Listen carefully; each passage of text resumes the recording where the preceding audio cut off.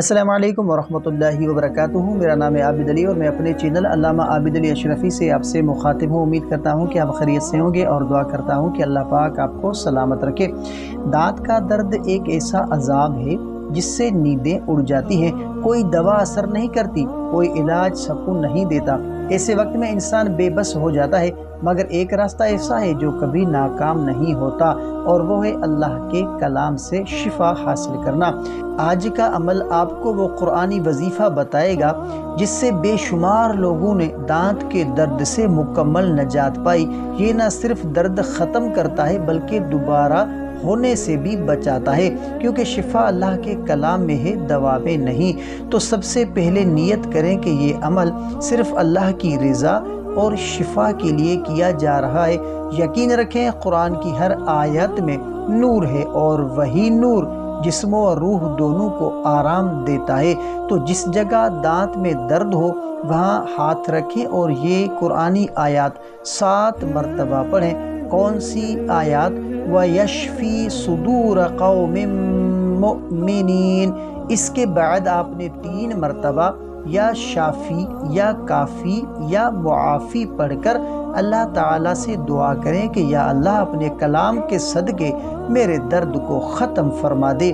یہ عمل نماز فجر یا عشاء کے بعد کریں، اور جس جگہ درد ہو وہاں دم کر کے ہاتھ پھیر دیں۔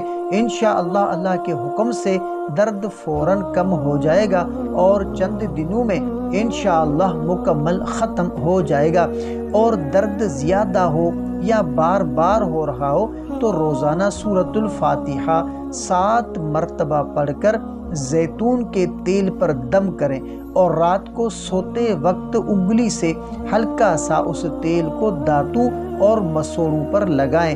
حضور صلی اللہ علیہ وآلہ وسلم نے فرمایا کہ زیتون کا تیل کھاؤ اور لگاؤ، کیونکہ یہ مبارک درخت سے انشاءاللہ چند دنوں میں واضح فرق محسوس ہوگا۔ یاد رکھیں کہ بیماری کوئی سزا نہیں بلکہ اللہ کی آزمائش ہے، اور جو صبر اور دعا کے ساتھ علاج کرتا ہے اللہ اس کے جسم کو نہیں بلکہ اس کے دل کو بھی شفا دیتا ہے۔ اللہ تعالیٰ قرآن پاک میں فرماتا ہے کہ ہم قرآن میں وہ چیزیں نازل کرتے ہیں جو مومنوں کے لیے شفا اور رحمت ہیں۔